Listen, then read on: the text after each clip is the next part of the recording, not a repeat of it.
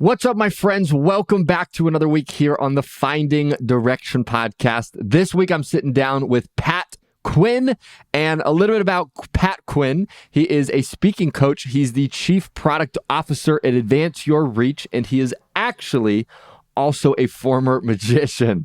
All right, so on this episode, a few of the things we talk about is how every season of your life actually has a different purpose, and you have different seasons, and that's perfectly normal. And we also talk about, how did Pat go from being a magician to a teacher to then setting him up for what he's doing in his life today.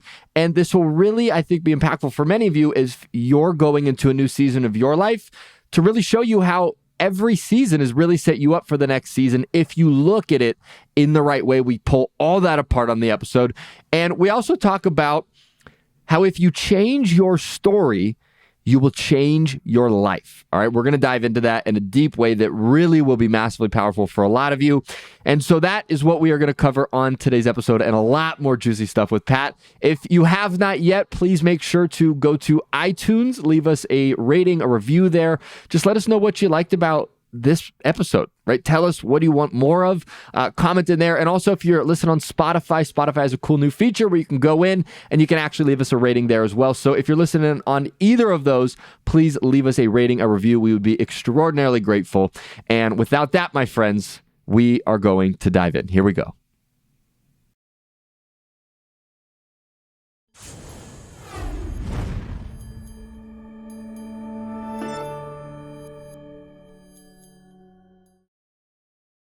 All right, Pat Quinn, welcome to the podcast, man. I am excited for you to be here today. Thanks for being here with us. Hey, thanks for having me.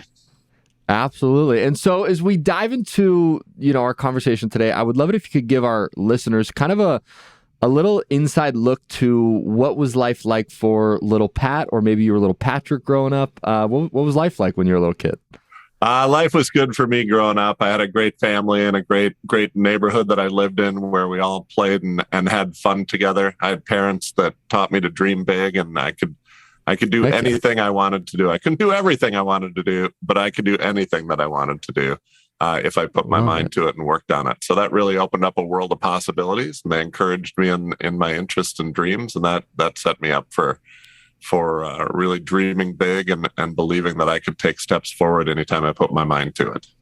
Yeah, I love it. And so, like, let's say, because it is interesting, right? Some of the things were instilled as a little kid, follow us for the rest of our life. And fortunately for both of us, we had good messages instilled in us, right? Obviously, there's some people that don't have good messages, and then you got to work to change those patterns, those, words playing in your head of, rather than, hey, you can do anything. If someone said, hey, you're not going to amount to much, you gotta work on those things. And so I'm curious, like, as you go throughout your life, you have these messages, hey, dream big, you can do anything with your life. I'm curious, as you started to come to, let's say, like your 20s, did you have an idea of what you wanted to do with your life? Where was these messages you were taught as a kid, where did they start to go, and what things did they start to turn into when you were in that early 20s? Yeah, I knew what I wanted to do. I wanted to be a professional magician, and I was one. I'd seen a magic show when I was in probably fourth grade. I started playing around with magic. My parents encouraged me. They hooked me up with a professional magician as a mentor. Really? I started doing magic shows in high school, which gave me money to buy more magic, and put myself through college doing magic, and then came out of college as a professional magician. And worked magic for about 10 years professionally. So I was living the dream, or a dream. I was living a dream, I should say, not the dream, because it's not a perfect. It's a rough way to make a living. You're moving around a lot. There's not a lot of security. It's a fun way for a period of time, for a season of your life, and I think it's one of the things I've learned is that the job that was right for me when I'm 20 wasn't necessarily the job that was right for me when I was 30 and had a wife and kids, and that's not the job that I'd want now that I'm 50. So I think there's a season for everything. And I was a professional magician in that season, but that wasn't my lifetime. And I'm not sure I want a lifetime job. I have a job for this season of life. Right. Yeah. I'm curious. I mean, what an interesting thing for your parents to say, you want to be a magician, let's hook you up with someone that's extremely good at this and successful at this and has made a living from this. Genius on their part, right? And I'm curious, as you were probably a teenager when you were introduced to that person? Yeah. It was actually the magician that I saw when I was in 4th grade. We went back to him, and he was a practicing magician in Milwaukee, Wisconsin, where I lived, and he was making a living. He made a living till the day he died in Milwaukee as a professional magician. Wow. What was the biggest lesson you got from him as you were a teenager pursuing this dream you had? I think that it's got to be your dream. It shouldn't be somebody else's dream. I think there's a lot of people who get into any profession and they want to be the top guy. Like, his advice to me was like, don't try to be David Copperfield, or at the time, Doug Henning, or maybe now it's Chris Angel or David Blaine. Yeah. Like, don't try to be that guy, because it's not that you won't, but you probably won't. But even if you aren't, you can make a great living doing this. Like, I coach speakers now, professional speakers, and everybody wants to be Tony Robbins, or everybody wants to be Grant Cardone or Damon John. And I'm like, you don't have to be Tony Robbins to make a huge living being a professional speaker. Like, there's thousands of people who make a great living, have great lives. You've never heard of them. They aren't Tony. They aren't Tony. So, like, I just think making sure it's your dream, not somebody else's dream, and recognizing that you can have the life that you want without being the one person in this profession. So real. And I think one thing I'd be curious, and one thing I want to point out is, it's like, for anyone that's listening to this and does have an idea of what they want to do, it's like the importance of saying, if there's someone out there that inspired you to have that dream, if there's someone else out there that's doing what you're doing, like, send them a message. You know what I mean? Like, your parents were audacious enough to say, hey, let's reach out to this guy that inspired you in 4th grade. And it turned into something that, I think we could say changed your life, that relationship, right? And so it's like those little messages that you may think someone's not actually going to respond to, that could turn into something that impacts your life in a big way. Yeah, he loved the relationship too. I believe, and he told me that often, that there are some people who have reached a certain level in their profession, and one of their big missing pieces is they haven't given back. They haven't passed it on to the next generation. They haven't had a chance to mentor someone. And in just about every step of my life, when I've asked for that, the person has been not only gracious enough to say yes, but also really feel like they benefited from it as much as I did. Yeah, it's such a weird thing where, I used to want to be into action sports, like snowboarding, skateboarding, all that, and I would go and seek out people in the industry. Like, one person I got to pick his brain and hang out with a bit was Rob Dyrdek, who's a big person in the industry. And my dad used to always be like, well, like, these people are, like, he couldn't quite grasp his head around, like, they're not going to help you for free. Like, it doesn't just, they're not just going to say yes and teach you these, like, they got time and they're busy. But it's such a truth that there's so much gratification and fulfillment, and they gain so much in that relationship that people really will, if you're sincere, genuine, you got a good heart, and you have a good purpose behind why you're asking, like, they get so much benefit from helping you. And it's, I think, this beautiful thing that if you can understand that and then execute on that in your life, it's amazing for both people. It's really cool. Yeah, and I've been the benefit of that a number of times, so it's been a great relationship. Yeah. So let's say we're in your magic world, and you're doing this for 10 years, right? Professional magician, which I loved magic growing up, so I'm very tempted to almost ask you to do a magic trick, but we're not going to do that. But that's so cool. I was a kid that I was like, I bought a magic kit, and that's as far as I got. So you were goals for that phase of my life. If I could have been a professional magician at one point, that would have been cool. But so close. You were so close. I bought the kit. I had a few tricks, but I didn't make it. But let's say we keep going through your life, and eventually a year of doing this, which is probably great, turns into 5 years, which is really cool, which turns into 8 years, which all of a sudden 10 years start to come around. And I'm curious for you, like, what was happening inside of you where you were like, all right, this is coming to an end? I was moving on to a different season of life. I got married. I had 2 small kids, and magicians make their money on weekends and evenings. And I didn't want to be gone on weekends and evenings anymore because I wanted that to be time with my family. And so I became a public school teacher. I taught high school math for 12 years.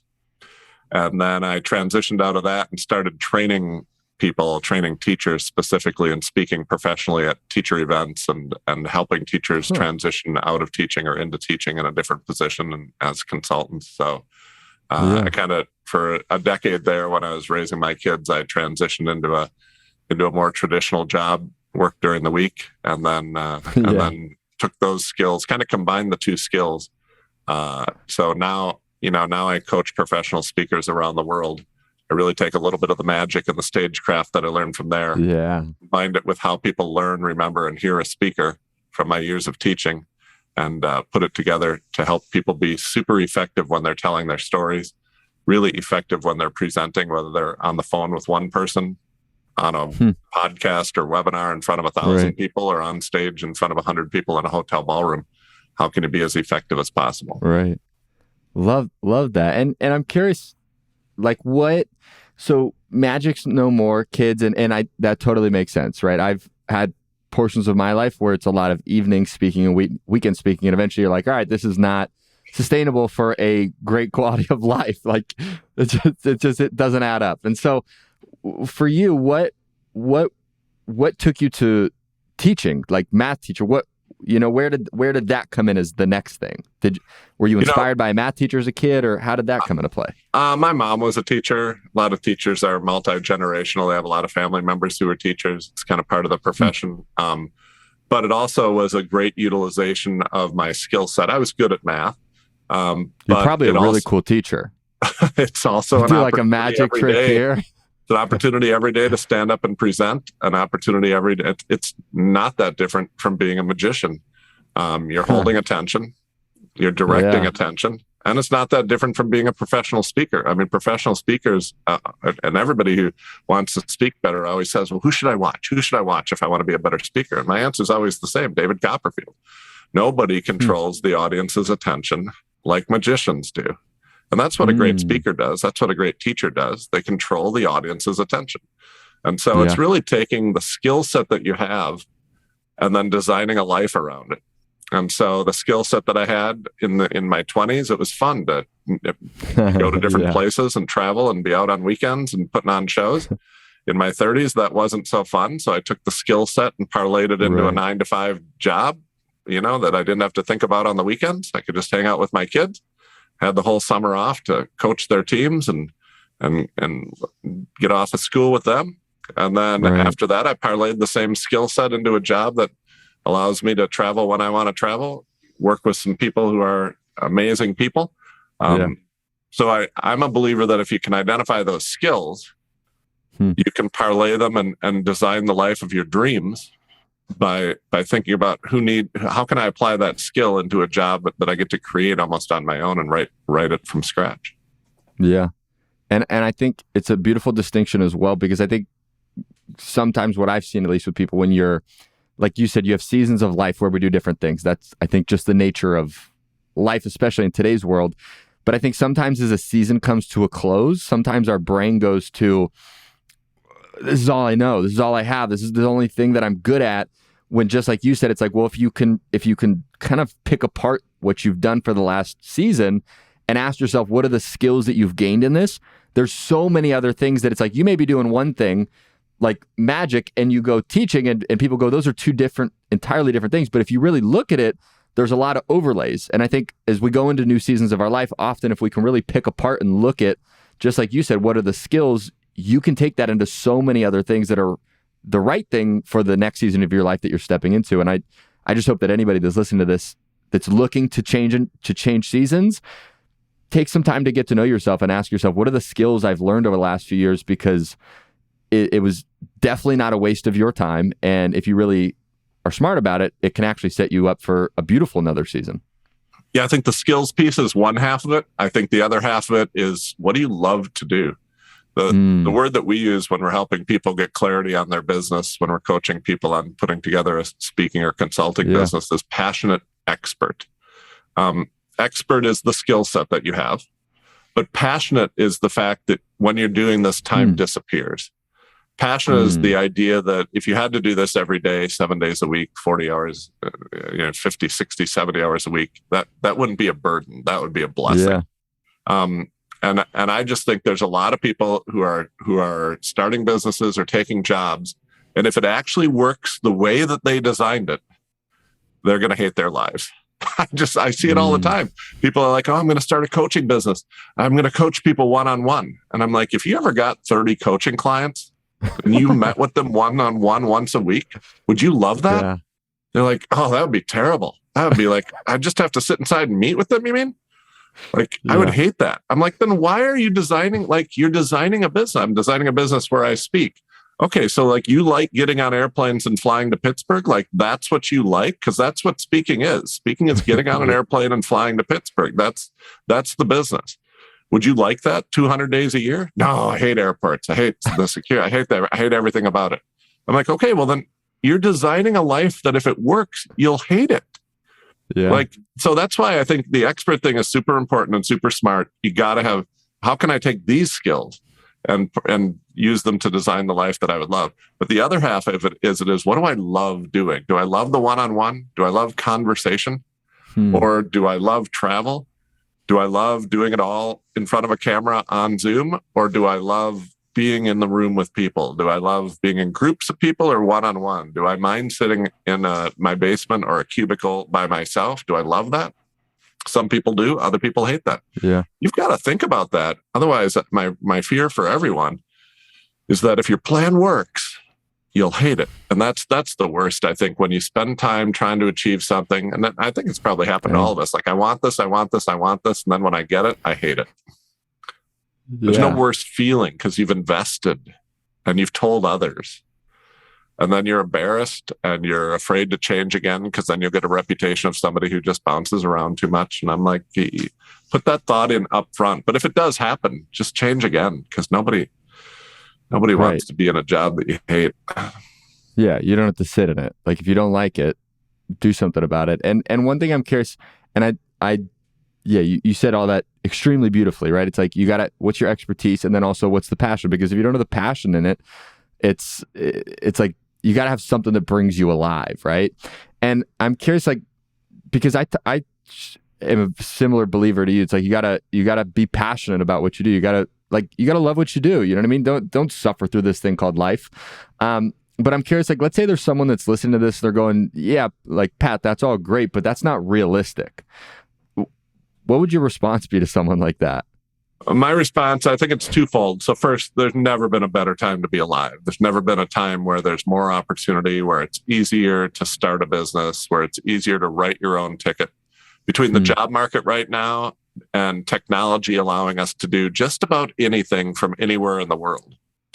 Like you can, if you want to work the McDonald's drive-through in Los Angeles, you don't have to be in Los Angeles. You can remotely do that and be the person who says, hey, welcome to McDonald's. Can I take your order? You can be sitting in Indianapolis running the drive-through at a McDonald's in Los Angeles. You don't have to be there. For just about almost anything, you don't have to be in one spot. So you do get to design it from the ground up. So it's a great opportunity and a great time.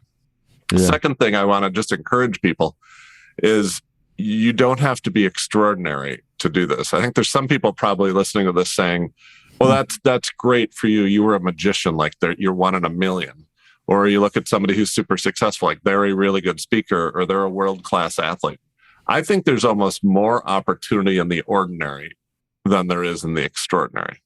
Like if all you do every day is put on a meal for your kids and you do it you just make dinner every night for your kids. Do you know how many people would love help putting on dinners for their kids every night? Like putting healthy, nutritious meals together. Yeah. If all you do every day is, just download podcasts so you have something to listen to on the way to work, do you know how many people would like help picking the best podcasts that they can listen to on the way to work? Ordinary is almost better than extraordinary right now. And the reason for that is it's easier to have customers, to have audience, to have people who need what you're talking about. If your life experience is one in a million, you can help one in a million people. But if your life experience is ordinary and it's one in every household, well, there's an awful lot of people who need your help with that. And if your life experience has been a little mundane and boring because you do the same thing every single day, think about what you do every single day. Pick a part of it that you do really well because you do it every single day. Yeah. And start teaching other people how to do it better. Start helping other people who are just as bored doing that as you are. Form a community.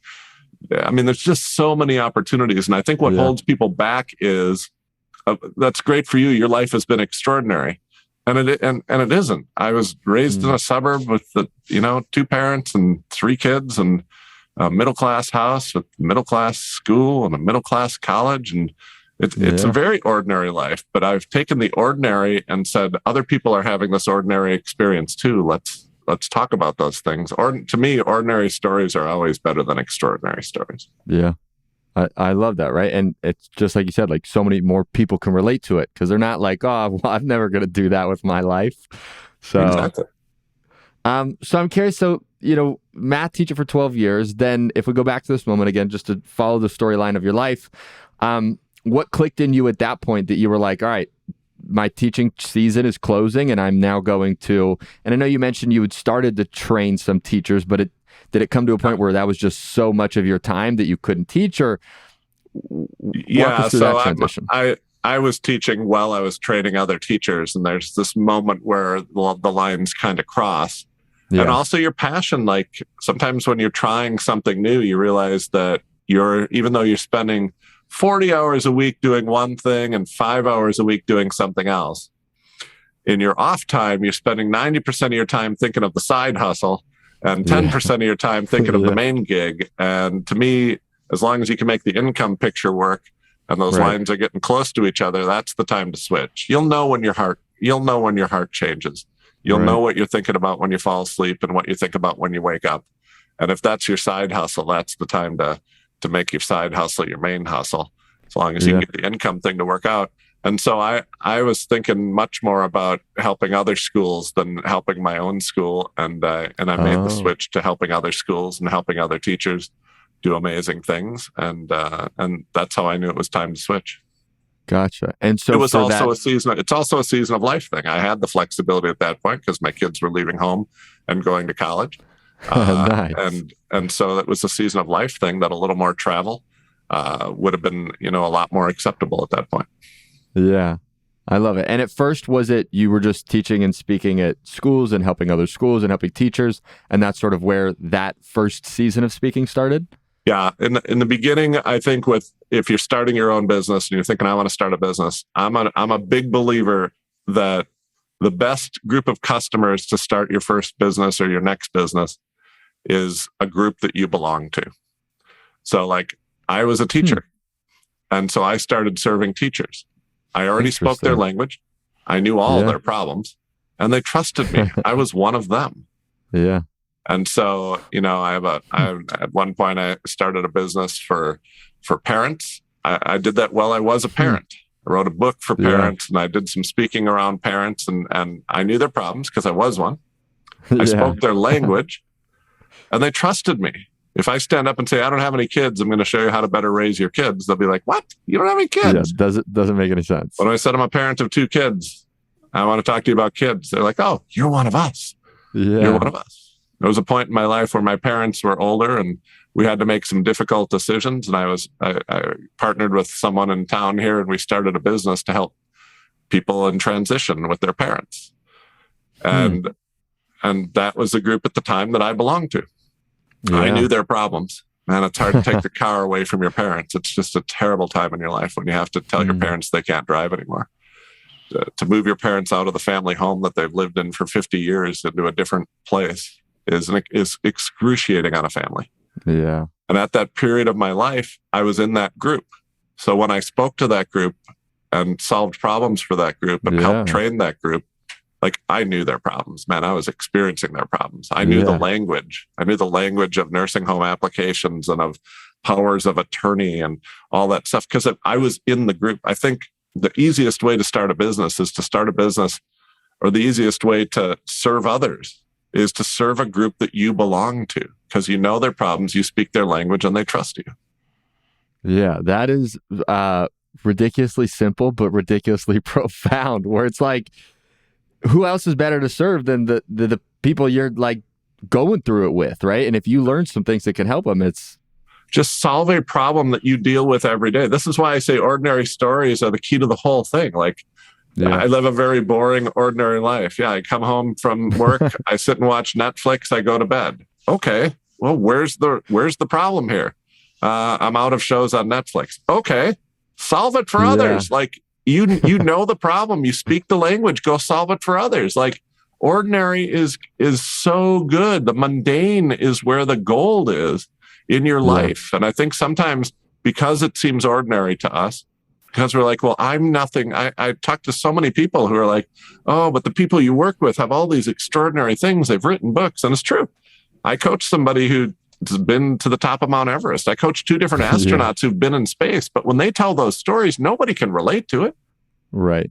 But when somebody else tells a story about, arguing with their spouse about whether the toilet paper should come out over the top of the roll or under the bottom of the roll, like, everybody in the room just leans into that. Like, oh, we have that argument too. I know exactly what you're talking. We bicker about those little things. And it's like, well, if you can solve that for somebody, that's just a better thing to solve, because that's better than solving how you get into space without throwing up, because nobody's going to experience that, but everybody's going to experience bickering over some little thing that turns into a big argument. Solve the little problems in the mundane parts of life. And I just think you'll parlay any skill set that you have into the life of your dreams. Yeah. Yeah. I love one thing I heard you say when I was doing some of my research as well, where you were like, what's one problem you can solve for the people, right? Or so let's say you have the people that you're a part of, and what's one problem you can solve for them? And it's like, you take the pressure off that you don't need to be the best and know everything about everything. It's like, it's simple, but it's powerful. Well, that's the key to not being nervous when you speak. When I tell people I help public speakers, they're like, oh, I could never do that. That makes me so nervous. And the real reason why speaking makes you nervous is because you think you have to solve all their problems and you have to be the smartest person in the room. And you don't have to do either. Wild. They don't want you to be the smartest person in the room. They should feel like the smartest person in the room. And they don't want you to solve all their problems. They want you to solve one problem. And that's why you're there that day. And if you walk in and solve that one problem, by the way, you're really good at solving that problem. So you don't have to be nervous about it. You solve it every day for yourself, for others. I mean, that's the key to getting over stage fright, being nervous when you speak. It's just limiting the scope, scope. I'm here to solve this one problem. Yeah. I love it. So let's say we jump to current season of life, right? You're, coaching people that are speaking on stages of all shapes, sizes, virtually, in person, all, people that are bringing messages to the world, and you're helping them do it in a way that it's like, it's hitting people in their heart, right? It's like really, it's life-changing it's changing millions of lives, we could say, truly. And I'm just curious, what would you say is one of your favorite parts of the current season of your life that you're living in? Well, what I love doing now is helping people who don't realize they have a story that could change lives. My favorite part of my job is the moment that light bulb comes on. Like you think your life was ordinary. You think your life has nothing special. So because of that, you think you don't have a story to tell. And if you're listening to this and that's you, I just want to encourage you that the more ordinary your story is, the more people you should tell it to. Because there's somebody out there right now struggling with an ordinary problem that you've already solved. And even if you haven't solved it yet, just talking about the problem that you have lets other people know that they're not alone. Lets other people know that there's hope. Let other people know that there's community. And my favorite part of my job is that moment when somebody who thinks there's nothing special about my story when that person realizes, if I would share this story, it would serve others. Yeah. You might do that for money and make a living out of it, or you might just do it to serve others. Yeah. But do it. Tell your story. And if the more ordinary your story is, the more times you should tell it, because it's going to help more and more people. I love it. Well, Pat, you are a wealth of knowledge, man. It's been cool to go through your story. Actually, one question I have before the last two things I want to ask you. When you speak now, do you do magic? at all within your No, speaking? I'm retired as a magician. I was a children's magician, Dang. and that's how I made a go of it, was doing birthday parties and kids shows. So if I was going to do a magic trick for you, first thing, you'd have to back up 20 feet, and second, I'd have to have everything in just the perfect position with nobody next to me, and the conditions would have to be just perfect for that. No, I think the real magic is when you're speaking, is giving the audience an experience where they can relate to it. I think a lot of people, when they speak, they think, oh, my job is to separate myself from the audience. And so they tell stories about the time they did something no one else has ever done, the time they were the best or the fastest or the most rare, extraordinary experience in the world. And the net effect of that is that you separate yourself from the audience. As compared to if you would say a story in your presentation or in a speech or even on a phone call with somebody, the goal is to get them to nod their heads and say that same thing happened to me. Yeah. And if you have an audience full of people and you tell a story and every single one of them nods their heads and says, I know exactly what you're talking about. That same thing happened to me. That's when you're really serving, because you brought a group of people together who didn't realize they had something in common. Yeah. And you showed them the common human experience, that we are not alone, that we're in this together, that there are solutions and there is hope. And that's when the real power starts to happen with the telling of your story. Yeah. So still magic, just different types of magic. Exactly. To clarify, there's still some magic going on. So, Pat, I'm curious, man, if people want to get more info on you, see what you're up to, all those good things, where's the best place for people to find you? The best place, we've got a guide of how to tell your story in the most effective way. You can download it at sigtalkguide.com, SIG, like signature talk, sigtalkguide.com. And you can get all of our information there. The company Advance Your Reach and I'm the chief product officer at Advance Your Reach. We're helping people tell their stories every day to change lives. And we have a guide to help you do that. You can download it for free at sigtalkguide.com. Perfect. And we'll put all that in the show notes, so it's real easy for people to find. Last question I have for you. We ask every guest because we want to help people find direction, but we believe in doing it through action. So I'm curious for you, what would you say is one thing someone listening to this can do in the next 24 to 48 hours to start finding direction in their life? The one thing is actually three things, and it's to get really clear on three stories. I think you've got to get really clear on the story of your past. And I think you have the power to rewrite that story, the story of your past. I think you may be telling it wrong. Tell the story of your past, of a story of empowerment, and a story that grew you, and a story that is you're thankful for because it got you to where you are. Second story you got to get really clear on is the story of your present, where you are right now. And I think you need to own that story. And I think you got to get good at telling that story. And then the third story that you need to get really clear on telling is the story of your future. And you get to write this one. And you can write it one direction or the other direction. And how you write that, so how you think about these three stories is going to determine your future. How you think about the story of your past, and you do get to write it. You get to include things that you want to include, focus on parts that you want to focus on, ignore and cut parts that you just don't want as part of your past. Just cut them out. So that when you think about your past story, you own it. Think about where you are presently right now and highlight what you want to highlight. And then you get to write the story of your future. If you get in the next 48 hours, if you do nothing else but think about what is the story of my past? What do I tell others about my past? And more importantly, maybe what do I tell myself? What is the story of my present? How do I describe myself right now? And could I do that in a more powerful way? And then what's the story of my future? I get to write it. How do I want this story to turn out? You get clear on those three stories and you get to write them. You've got the power to write them. That is going to have a huge effect on the entire future of your life and how much you enjoy the present and the future. Yeah. Love it. Love it. Love it. Love it. Well, Pat, it's been an honor to have you here, man. Thank you so much for your wisdom, your knowledge.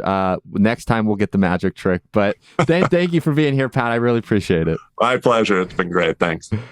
Absolutely.